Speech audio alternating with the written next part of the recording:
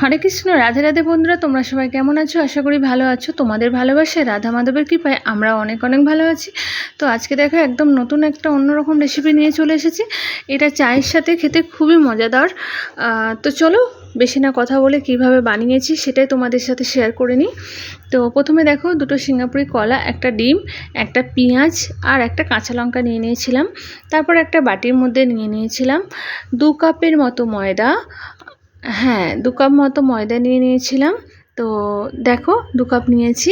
তো এটা না খেতে বেশ ভালো লাগে। তোমরাও চায়ের সাথে ঘরোয়াভাবে বানিয়ে খেতে পারো, অথবা সসের সাথেও বিকেলে যে স্ন্যাক্স সেটা বানিয়ে খেতেই পারো। তো দেখো 1 কাপ সুজি আর 2 কাপ ময়দা নিয়ে নিয়েছিলাম। তারপর কলাটা ছাড়িয়ে নিয়ে নিয়েছি। কলাটা এর মধ্যে দিয়ে এবার কাঁচা লঙ্কা আর পেঁয়াজের যে কুচোনোগুলো ছিল সেগুলো এর মধ্যে দিয়ে দিয়েছি। তারপরে এর মধ্যে একটু দিতে হবে পরিমাণ মতো নুন, মানে স্বাদ অনুযায়ী সেটা নুনটা দিতে হবে। আর সামান্য 2 চামচের মতো চিনি দিয়েছিলাম।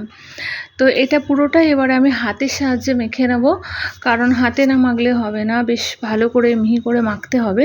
কলাটা আছে, পেঁয়াজ আছে। তো যাই হোক, এভাবে ভালো করে মেখে নিই। তো বিকেলে বৃষ্টির দিনে অথবা যে কোনো সময় বাড়িতে অনেক মানুষজন থাকলে তো একসাথে চায়ের সাথে আড্ডা দেওয়ার জন্য এইরকমভাবে পকোড়া বানিয়ে নিয়ে খেতে বেশ ভালো লাগে। তো আমিও এটা তাই করেছিলাম, বাড়িতেই বানিয়ে খেয়েছিলাম। আর বাড়িতে বানানো যে কোনো জিনিসই খেতে সুস্বাদু হয়। তো চলো, পুরোটা মাখিয়ে নিয়েছিলাম।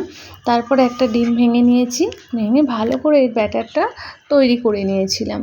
দেখেছো, বেশ হয়ে গেছে। একটু শক্ত শক্ত, বেশি পাতলাও নয়, বেশি নরমও নয়। তো এবারে এটা আমি আধ ঘন্টা রেখে দিয়েছিলাম।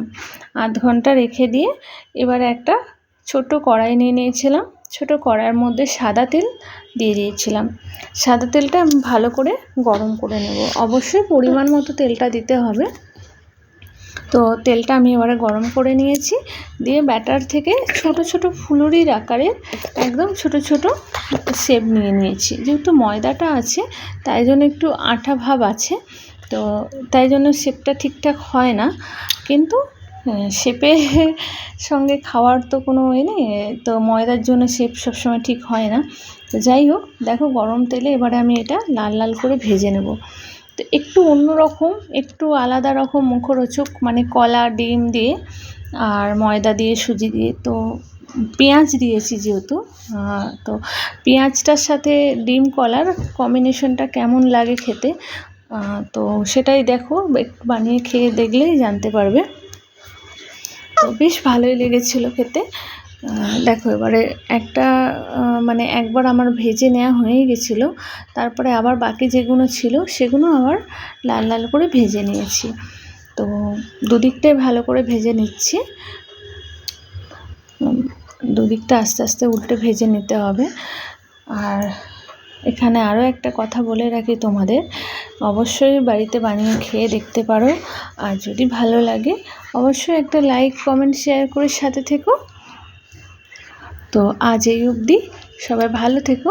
টাটা সবাইকে, টাটা।